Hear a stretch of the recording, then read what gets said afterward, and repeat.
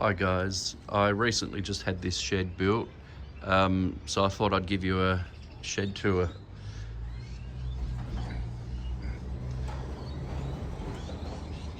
So it's nice to have all my toys finally home, which is good. So on the right here you can see I've got a couple of old Australian made Victor lawnmowers. That one there's a 1952 Model 1, and the one behind it is a 1954 Model 3A, and then there's a Whirlwind behind that.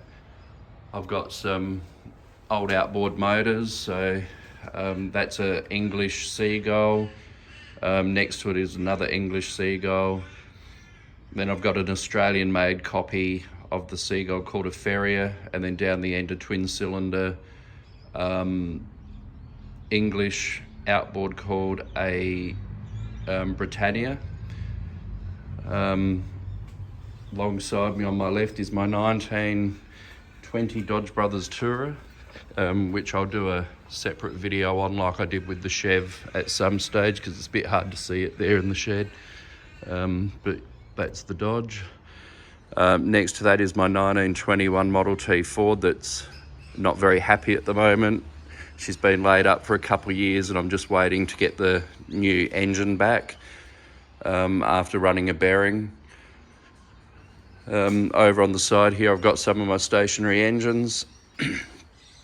So this one here is my 1926 Hercules Model SK. Over the back there is a 1924 Associated air-cooled hit miss. The one sitting here by me is an Australian made engine called a Sundial. The little green one is a Fairbanks Morse. This is the one I'm working on at the moment, which is a 1935 Lister CS diesel, model CS. There's my little Lister Junior. On the shelf here, which is probably a bit hard to see, I've got all of my smaller engines. So there's a Maytag 92, a JAP, got some Villiers. That one right there is a 1915 Maytag multi-motor, a Maytag Model 72 twin cylinder. Down the bottom I've got some more Maytags, sorry, not Maytags, Villiers. Over in the back corner, which you can't see, I've got a Briggs & Stratton FH, and here's a Briggs & Stratton WM that I've just been doing a bit of work on lately. I haven't had a chance to run the engines much, and this one had stale fuel in it, so it had stuck valves, and I just did a little bit of work to that.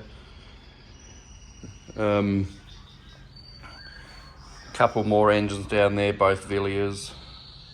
I've got a Finsbury piston pump there, and then over in the back corner there I've got a Monitor, which is in the line for restoration one of these days. There's some better views of the outboards as well. And then over in the other garage is my 1929 Chev, which I did the video on a couple of weeks ago. So there's the Chev.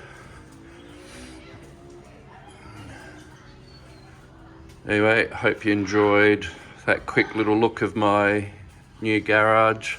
It's nice to have it all set up.